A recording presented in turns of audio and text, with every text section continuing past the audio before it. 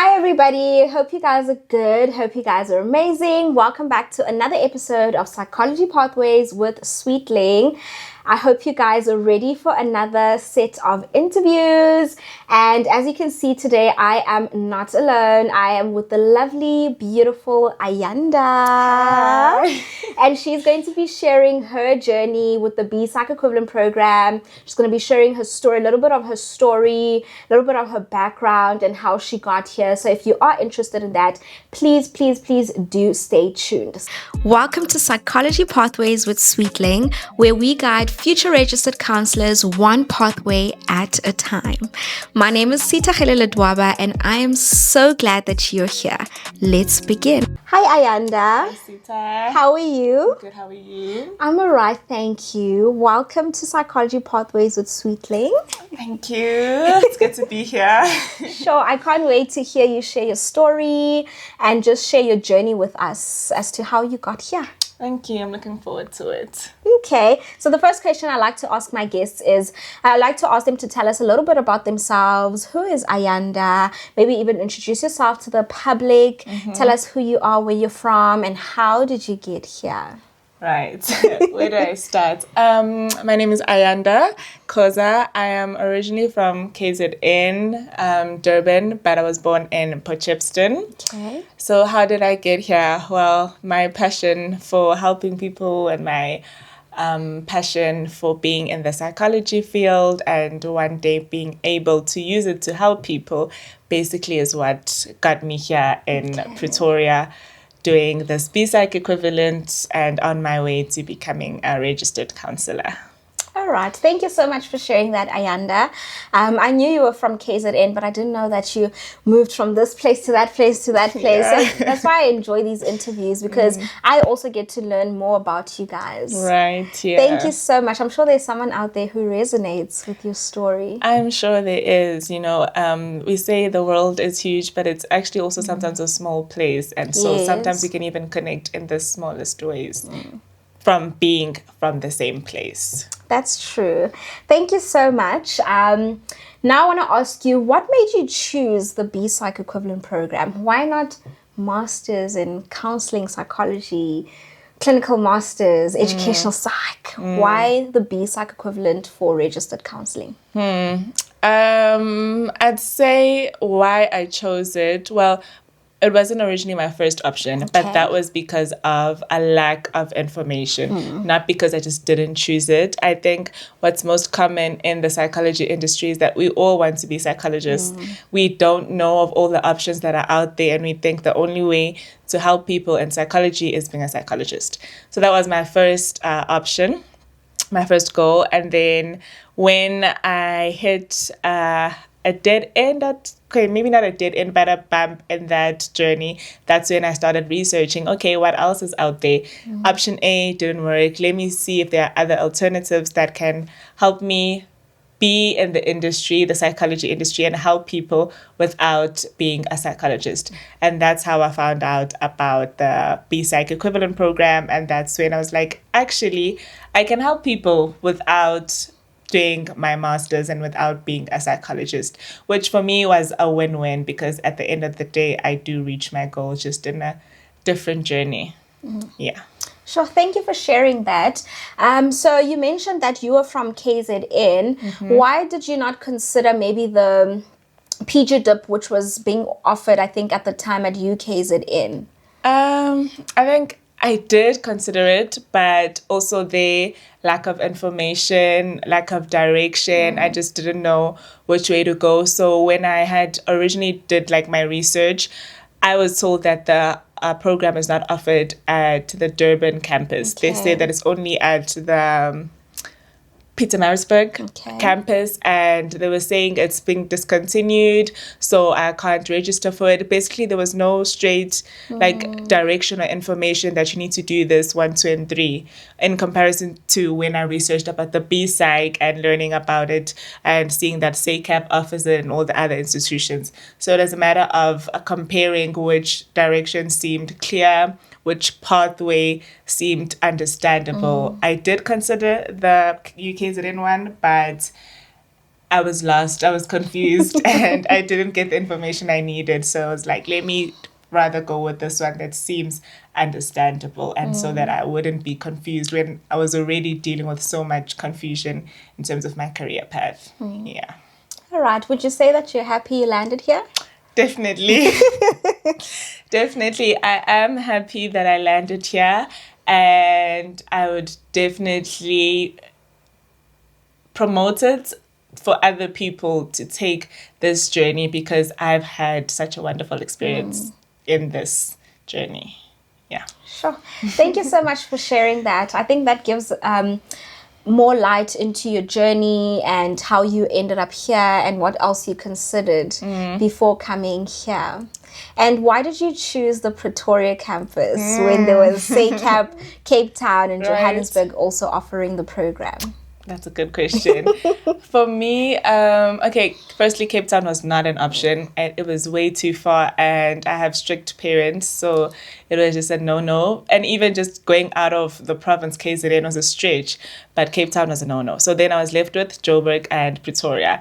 And now having to decide, I think it was just more based on the assumed lifestyle I'd be living, you know, the stigma with Joburg and the fast life, and also looking at the way the campus is, it's right in Sandton, and then you have to look at the logistics, the finances of that, and you also have to look at where would you be living, with who, how would your lifestyle look like. I just thought that Joburg was not the right fit for me. And also just looking at other people's experience, hearing from people who actually stayed in Joburg and Sandton and went to the universities around there. I thought, Pretoria, I'm coming to you. It just resonated with me. And even though I didn't know much, but what I did know about it seemed like, okay, I can do it. The location of the campus, the lifestyle around, the surrounding areas, it just called my name and I answered. Okay. Welcome to Pretoria. A year and a half later, but thank you. Well, I say welcome to Pretoria as if I've been a Praetorian, and I'm not a Praetorian either. You're not accredited to welcome me. Yes, so I'm not actually the right person to welcome you. I actually also need to be welcomed, because I think this is actually the first time I've settled in Pretoria, even though I had my family who settled here before me, but it's the first time I've actually settled. Wow. In Pretoria. I'm hoping that God wouldn't take me elsewhere now. Right? No. But I'm open to going wherever. I mean, we're young. We need to explore the world, travel, see where it takes us. That's true. All right. So my next question for you is, what was the application process like for you? I'd say it was bumpy at first, but definitely better than my master's application. So I actually only got in the second year, but in the first year I didn't apply. I just inquired about it, but I inquired a bit too late. So I think the applications are closing in like August or July, and I only inquired about it in October, so it was a bit late for me. And they said that the applications are already closed. I should try again next year. And you can imagine, once you've done all of your research and settled, like, okay, now I'm applying, and you go and try and apply, the gates are closed. It's like no entry, try again next year, which I did.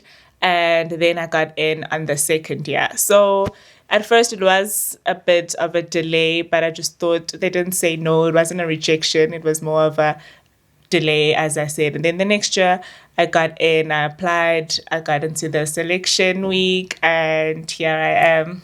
So in the end it worked out, but yeah, it was a bit stressful in the beginning. Sure. Thank you for sharing that. I believe that you are meant to be in this cohort. Like, I don't remember who I was having this conversation with, but I was saying, I can't imagine not even a single person who wasn't a part of this cohort. Like, there isn't a single person that I would say, maybe we could swap you with him. Like, there's literally every single person who's in this cohort was the best person for this cohort. I agree. So it's really great that you made it into this cohort. and we got to meet you. Right? I can't imagine if I was in a different cohort how things would have been. So everything happened for a reason, and I'm glad that it happened the way it happened. So yeah. Sure. What would you say that in terms of the application process, now that you were able to apply in 2024, right, for 2025, when you were applying, would you say that it was a difficult process? What was that like for you, applying, having to fill in those addendums, and then also having to come for selections and all of that? How was that for you? I would not describe it as difficult at all. I think it was quite a straightforward process.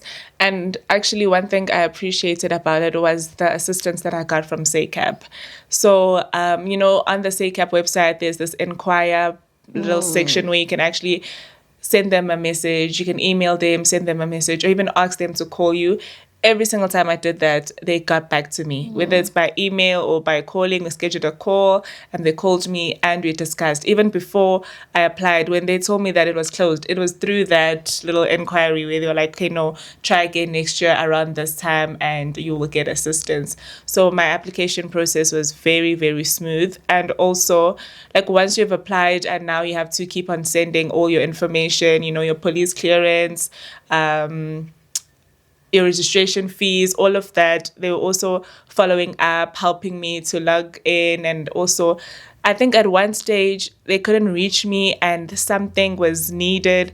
They even called my mom because, you get you put your next of kin. Yes. And my mom was saying, I forgot the name of the person that's helping me. So-and-so is looking for you from SACAP. I'm like, what do you mean? It's like, yeah, they called me. They need you to send this and this. I'm like, oh, okay, no, I'll get back to them. So it was always kind of like, I'm not alone in this. They are helping me. And it's like they wanted me to be a part of this program. So that was really helpful for me.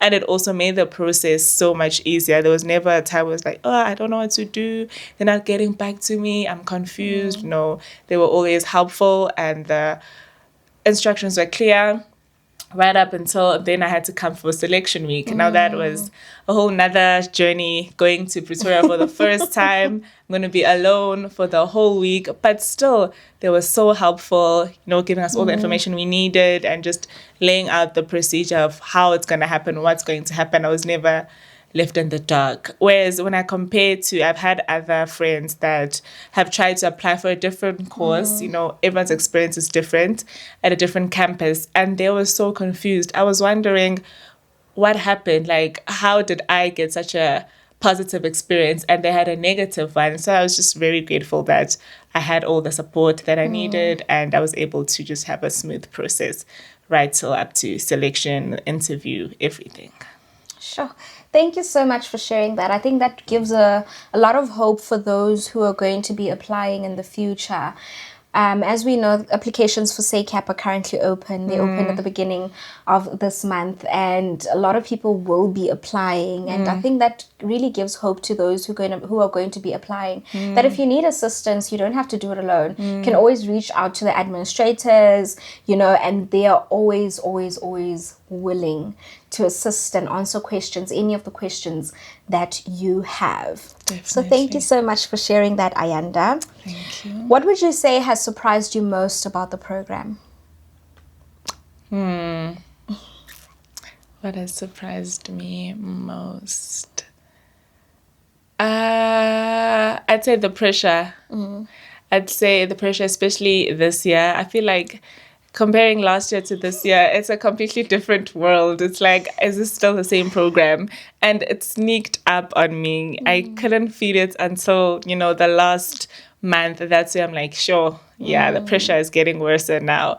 So I think that really sneaked up on me. And also, I think when now you're dealing with your own schedule, you have to log your own hours. Everything is in your own hands. And it's like, if you mess up, it's on you. You can't say someone did this, it was admin, it was the educator. No, it's on you. So I think the pressure really sneaked up on me.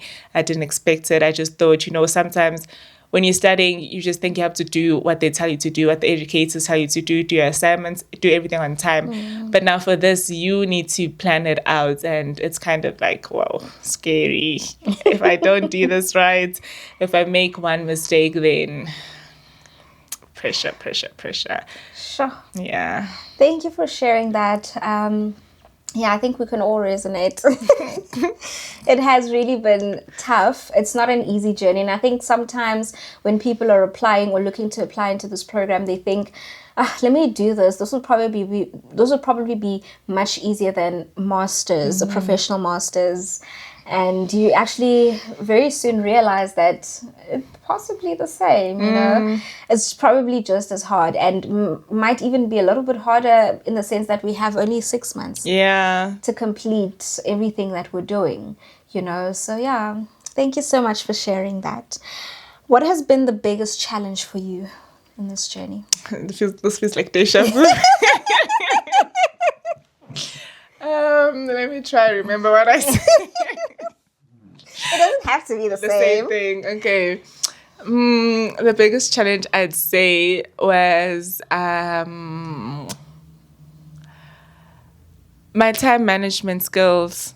Sure, like, because as a student, you have to balance every aspect of life. You have your personal life, your social life, your school life. You know, you're still trying to build your career, also trying to build yourself. So I think time management in terms of balancing all of the different spheres of my life, my physical well-being, my mental well-being, social well-being, spiritual well-being, all of that requires this one person to do everything. It's a lot. And sometimes you focus too much on one sphere and you end up neglecting the others. And then it ends up affecting the sphere that you're actually trying to focus on.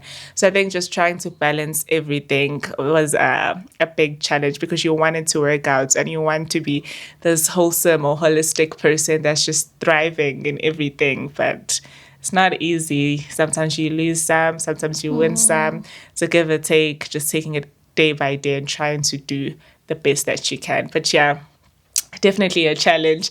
You want to be the best at the job you do, but also you clock out of the job, you go home, you also want to be the best that you are to yourself. But if you're tired and you're feeling burnt out, how can you then show up for yourself? It's 50-50, but yeah, the biggest challenge. Sure. Thank you for sharing that. I definitely think that a lot of people can resonate with that, because no matter how much you try to find a balance, it can really sometimes be difficult. And I think you get to a point where you realize that you have to give something to get something else. You have to sacrifice something to get something else. And I think all of us have sacrificed a lot, especially during the 6 months. Sure. Could be relationships, it could be time with family, it could be anything. Yes, definitely. So thank you for sharing that. Another question I have for you, and I think you're one of the best people to answer this one, is how have you managed your overall well-being during the program? I know that it's not easy. Yes. But how have you done so for yourself? My overall well-being. Sure. I would say most of the times I do things that I don't want to do because I have to do them. So I was doing things not based off of how I feel, but just pushing and trying to gain that discipline. And you know the saying that motivation comes after the action. So I would take the action and then hopefully motivation would come. Even if it doesn't come, at least I get the accomplishment feeling that I've done it, I've completed it. So I think managing it was just a sense of, at times it would be a chore or an obligation, but getting it done mattered more than, trying to amp myself up for feeling good or trying to be like, yes, let's do this.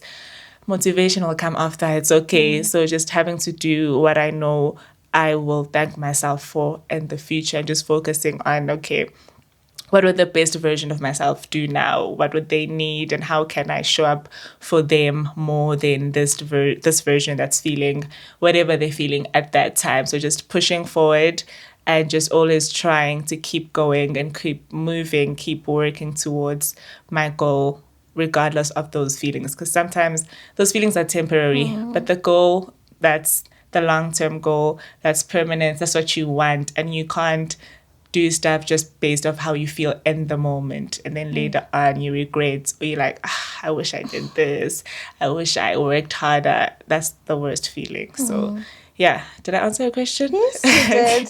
Thank you so much for sharing that. I think even just going deeper into that, if I can tell you some of the things that really inspired me about you during this journey is how you were still able to prioritize your physical well-being.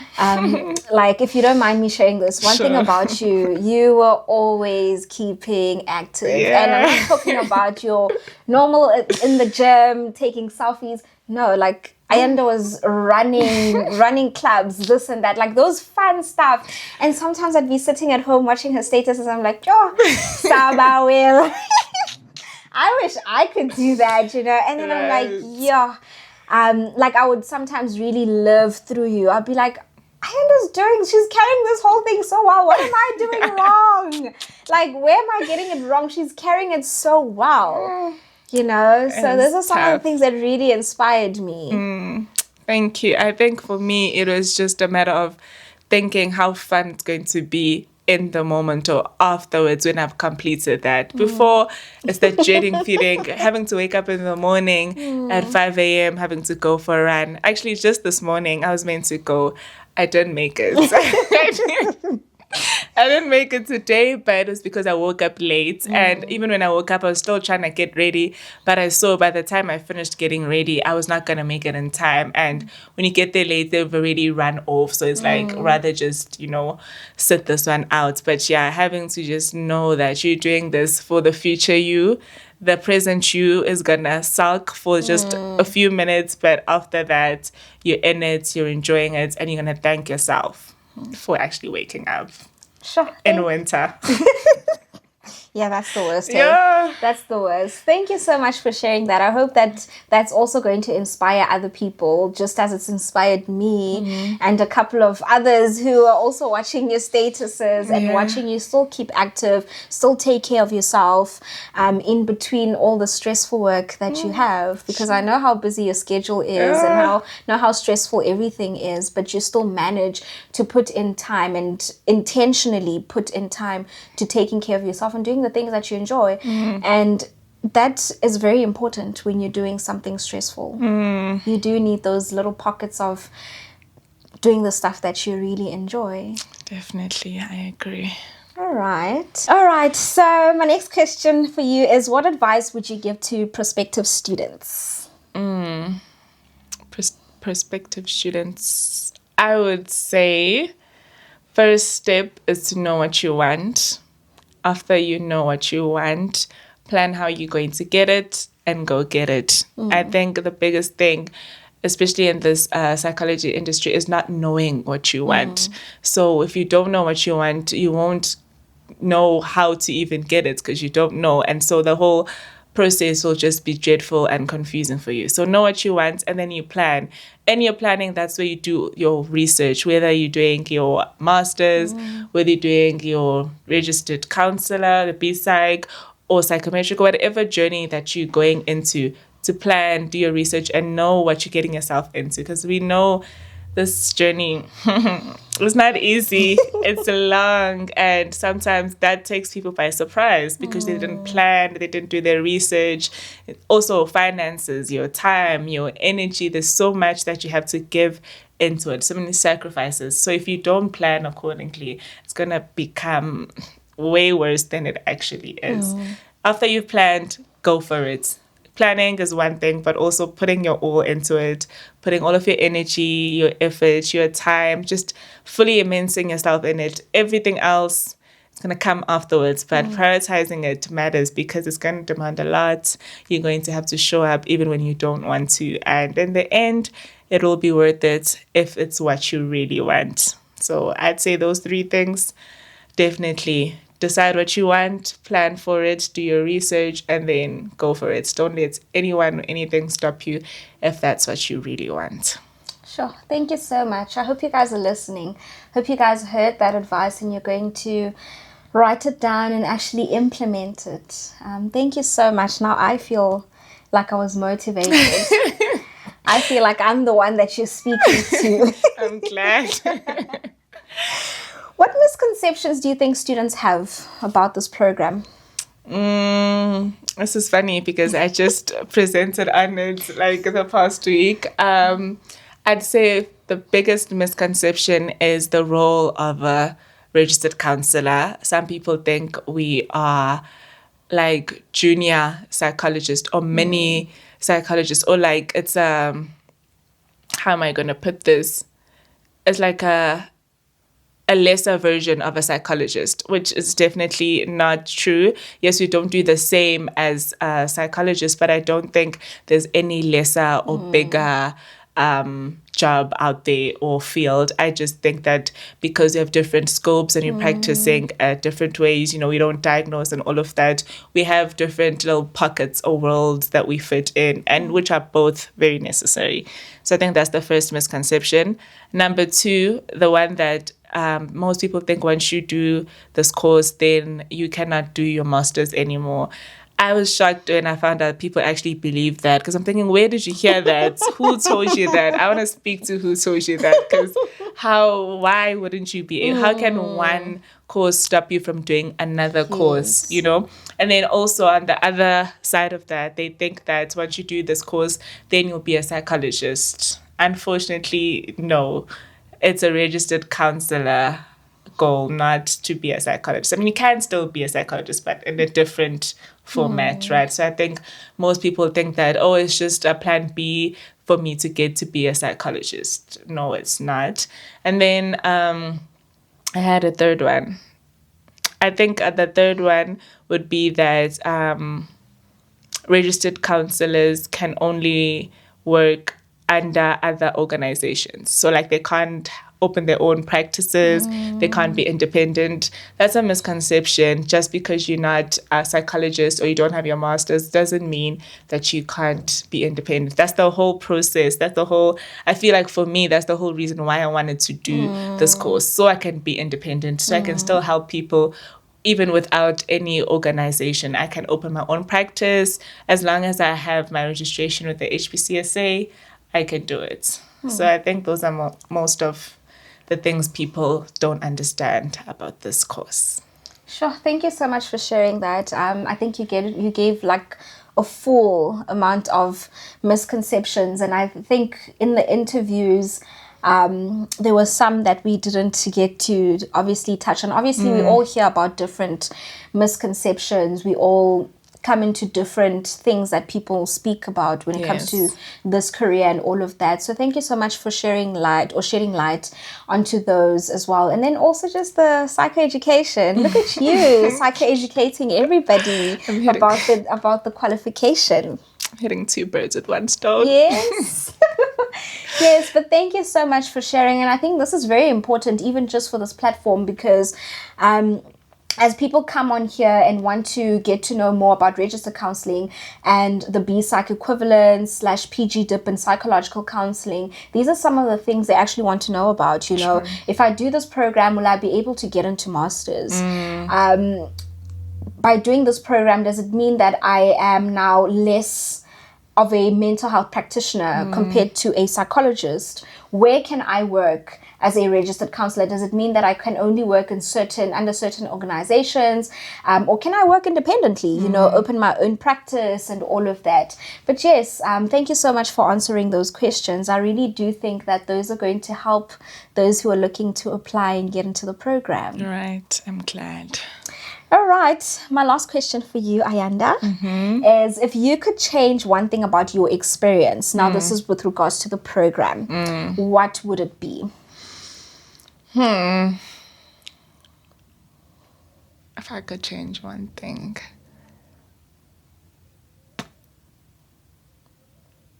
That is a tricky one. Would there be anything I would change? That's what I'm trying to... It's possible not to want to change anything. I just don't see how it would have worked out any other way. I mean, yes, there are challenges along the way. There are obstacles. But I think that's part of any process. Things aren't easy. If it was easy, then we'd all be registered counselors. We'd all just be successful. But sometimes the hard work, the trials and tribulations, that's what gets you there. That's what stretches you, grows you, and also builds you into being the best version of you. If I were to change anything, Maybe, okay, not with my experience per se, but I would just say if I was to change something, if I had the power to do so, it was to make this program longer. Okay. I think that's just it. The 6 months that we have, yeah, no, at least a year. Because it's like, why are we shortening it anyway? Because you still have the rest of the year. It's not like this, okay, yes, you write the board exam, but then we could write the board exam in November. Why don't we go from, okay, February till October, and then write the board exam, and then we're done? You get what I'm saying? But that's also not just because of my experience, but I just think the experience would have been better if we had more time. If we had a longer time period, the pressure would be less. Definitely. Things would be better. Let me just say things would be better. We wouldn't be under, the problems, the stress that we, no.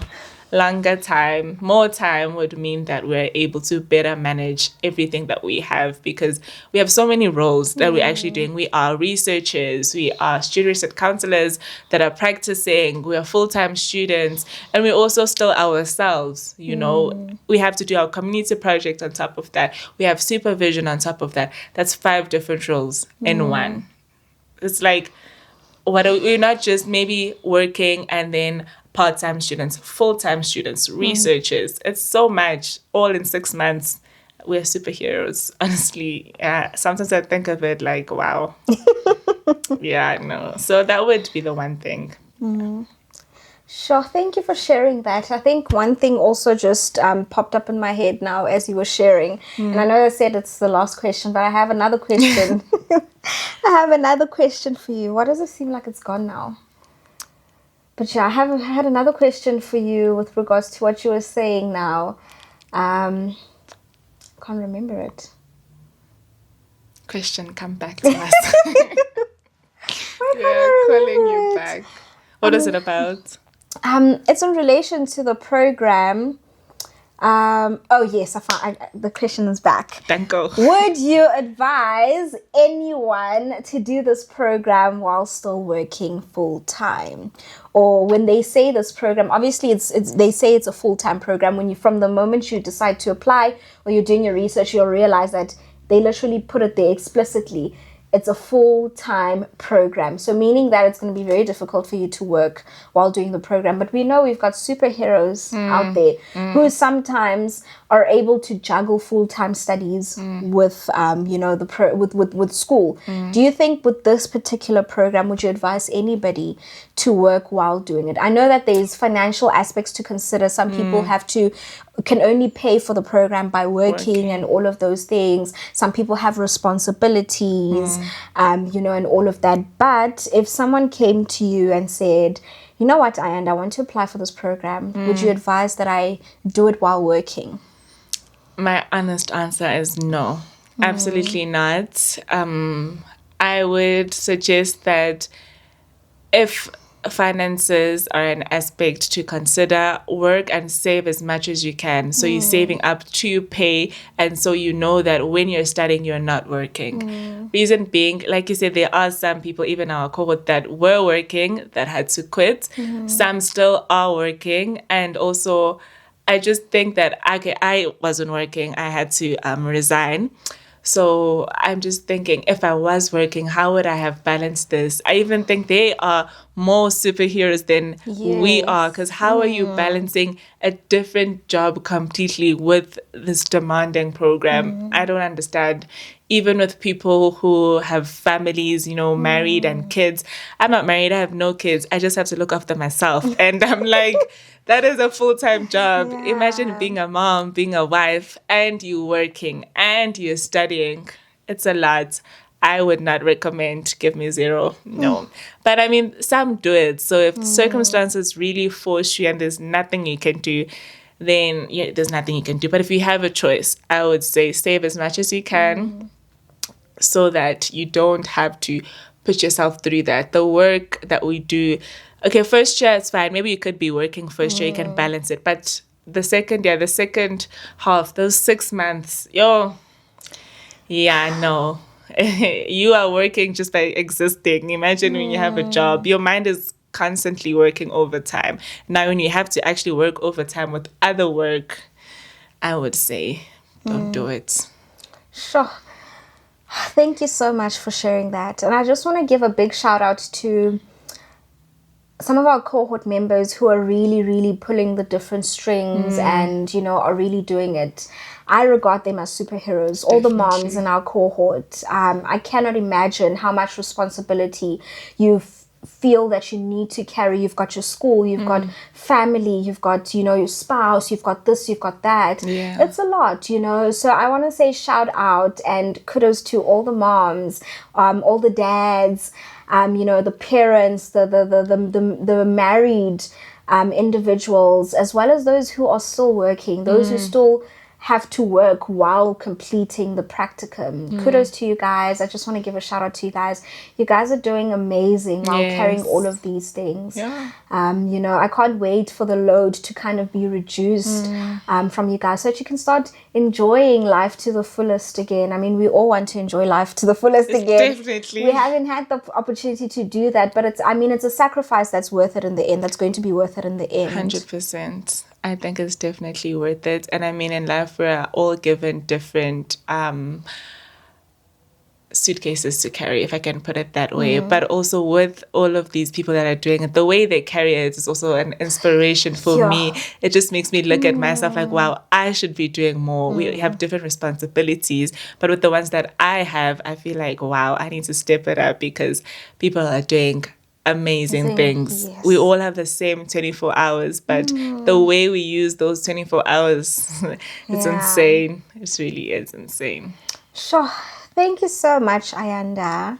Thank you so much for taking time out of your busy schedule to come and sit down with me to have a conversation where we can impart into all the people's lives who are watching and who have decided to subscribe and become a part of this channel and this community.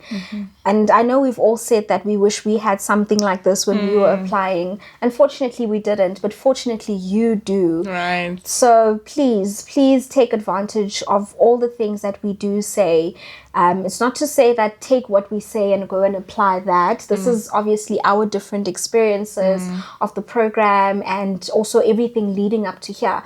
But the one thing you can definitely take is that everyone has a story, and so do you. Use your story to propel you to where you need to get to. 100%. So thank you so much, Ayanda. I really appreciate you being here. I appreciate you supporting Psychology Pathways with Sweetling.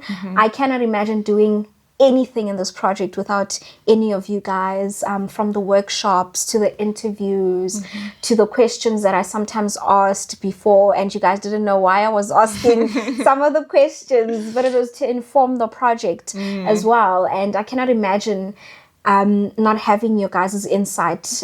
This project would not be what it is today. So thank you so much for coming through. Thank you for having me. I really enjoyed this interview. I mean, we've been reflecting, but it's just so good to just talk about the journey and also see how far you've come and just be like, okay, wow, I did this. I went through that. It's just a wonderful feeling to be able to reflect and also to be proud of what you're reflecting on, good or bad, but you went through it and you are who you are today because of it. So thank you for the opportunity. Sure. Thank you so much. And I can't wait to see you do amazing things as a registered counsellor in the future. I'm sure I've shared with you that you're doing really amazing, and I really mean it. I can't wait to see you do the big things, share your big heart with people, impact people, and, help people grow out there and become better individuals themselves. Thank you so much, Sita. Wishing you all the best as well. I mean, this project alone was just, yes, we needed it, but also being a part of something that will help other people is something to feel good about ourselves. And it's something that, I mean, as someone who has a passion for helping, being able to help people who are in the position that I was once in, but now they would be at a better advantage. Definitely 100% sign me up. So thank you so much. It's a pleasure. Thank you so much to everybody that joined. I hope you guys enjoyed our conversation with Ayanda, and I hope that there's a lot that you can actually take away from this conversation and this interview. There's a lot that you can use to prepare yourself for the applications, to prepare yourself for the PG Dip in Psychological Counselling, which will eventually lead you to becoming a registered counselor. Thank you so much. Don't forget to hit that like button if you enjoyed. Also, leave your comments in the comment section below. If you have any questions for Ayanda, please do leave them in the comment section below. Hopefully, this is not the last time we see Ayanda on this channel. I really hope that she will be back on this channel just to help inform, share some insight, and psycho-educate, going forward. But thank you so much. Don't forget to hit that subscribe button. Also, don't forget to hit the notification bell, okay? So that you can stay notified every time we drop a video. As you can see, we are dropping, okay? So you don't want to miss out. Make sure that you subscribe and make sure that you hit that notification bell so that you can stay up to date. Until next time, goodbye. Bye.